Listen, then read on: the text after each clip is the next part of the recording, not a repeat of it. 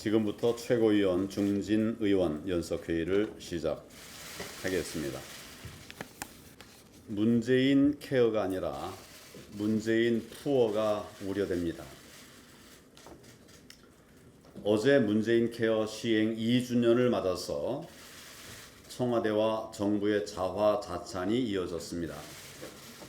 대통령 참석 행사까지 열어서 성과를 언급했고, 또 문재인 대통령은 건강보험 보장률을 임기 내에 70%까지 높이겠다고 장담했습니다.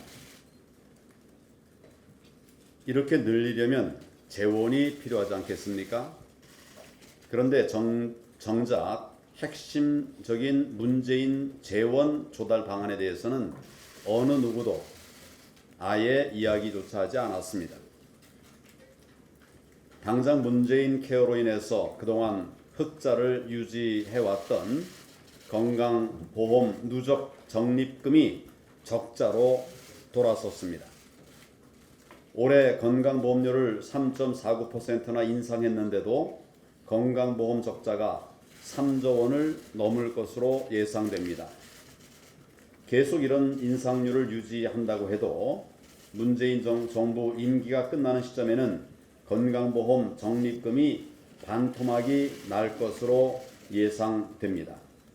그것만으로도 큰 문제라고 할 수 있는데, 대통령의 장담대로 보장률을 70%까지 끌어올리려면 최악의 경우 2023년에 적립금이 바닥날 수 있습니다. 건보료를 인상하든 국고 지원을 확대하든 결국 국민의 부담을 늘리지 않고는 불가능한 것이 문재인 케어입니다. 그런데 지난주 건강보험정책심의위원회에서 가입자 단체들의 반대로 내년 건보료 3.49% 인상안이 거부됐습니다.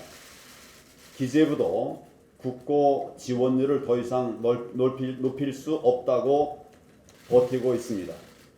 결국 더 이상 건보 재정을 유지할 길이 없는데도 쌓아놓은 적립금을 털어서 임기만 버티겠다고 하는 생각 아니겠습니까? 이러다가 적립금이 고갈되면 건보료 폭탄이나 막대한 세금으로 해결할 수밖에 없지 않겠습니까? 더 심각한 문제는 이런 정책이 한두 가지가 아니라는 것입니다. 공무원 과다 채용 같은 선심 정책들로 이미 국가 재정에 경고등이 켜진 상황입니다. 게다가 경제 정책 실패로 대기업 수익이 절반으로 줄어들고 중소기업들까지 해외로 탈출하면서 세수도 크게 줄어들 전망입니다. 그런데도 내년 예산을 500조 원 이상 편성하겠다고 하는데 결국 빚을 내서라도 총선용 현금 살포를 하겠다는 선언입니다. 결국 문재인 케어가 아니라 문재인 푸어 정책이고, 지금 대한민국이 복지 푸어 국가로 가고 있는 것입니다. 우리 당은 문재인 케어를 비롯한 선심 정책들을 바로 잡겠습니다.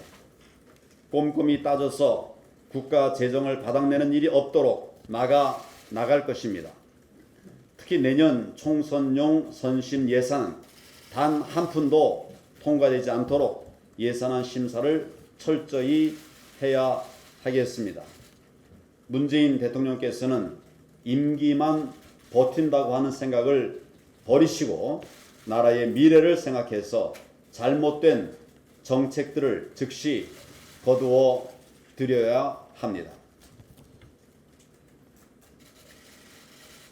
자화자찬이 아니라 대통령의 대책을 듣고 싶습니다.